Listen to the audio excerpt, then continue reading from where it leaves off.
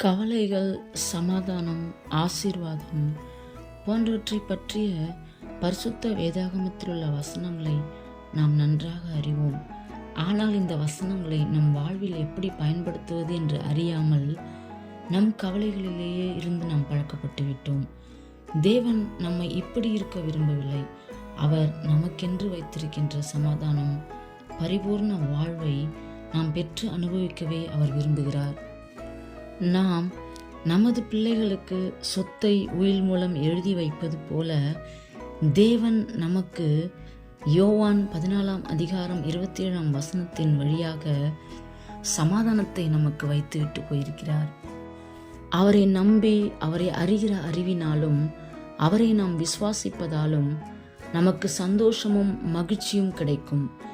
எதை பற்றியும் ஆராயாமல் கர்த்தரையும் அவருடைய வசனம் நமக்கு போதிப்பதையும் நம்பி நாம் ஏற்றுக்கொள்ள வேண்டும். சங்கீதம் 91 கர்த்தருடைய அதீத பாதுகாப்பு நம்மை சுற்றிலும் நம்மை பாதுகாக்கிறது. யோவான் 10:10 நாம் சகல பரிபூர்ண படவே அவர் வந்தார் என்பதை நாம் அறியலாம்.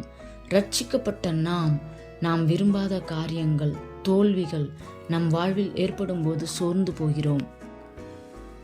நமக்கு உபத்திரவம், பாடுகள் உண்டு என்பதை நாம் ஏற்றுக்கொண்டே ஆக வேண்டும்.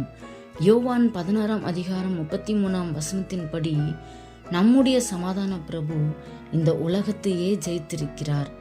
நம்முடைய தேவன் நம்முடைய பாடுகளை அழிக்கும் வல்லமையை பெற்றிருக்கிறார் என்பதை நாம் விசுவாசிக்க வேண்டும். தைரியமாக பாடுகளை, தோல்விகளை நாம் எதிர்கொள்ள வேண்டும். யோவான் 14:1 நம்முடைய இரக்கத்தின் தேவன் சோதனைகளினால் நம்முடைய இருதயம் கலங்க வேண்டாம் என்று தைரியப்படுத்துகிறார். அவருடைய பிள்ளைகளாகிய நாம் அவரை நம்பி சார்ந்து கொள்ளும் போது சந்தோஷமும் சமாதானமும் நம் உள்ளத்தை நிரப்பும். ஆண்டவருடனான நம் உறவை கட்டி எழுப்புவதின் விளைவாக சந்தோஷமும் சமாதானமும் வருகிறது. அவருடைய சமூகத்தில் பரிபூர்ண ஆனந்தம் இருக்கிறது என்று சங்கீதம் 16:11 நமக்கு கூறுகிறது. எனவே ஆண்டவருடைய சமூகத்தில் உட்கார்ந்து ஜெபித்து அவரை விசுவாசித்து கலங்காமல் அவருடைய வசனங்களை உண்மையாக ஏற்றுக்கொண்டு அவற்றை வாழ்வில் பயன்படுத்தி தைரியமாக வாழும்போது கவலைகள் நம்மை விட்டு ஓடியே போய்விடும்.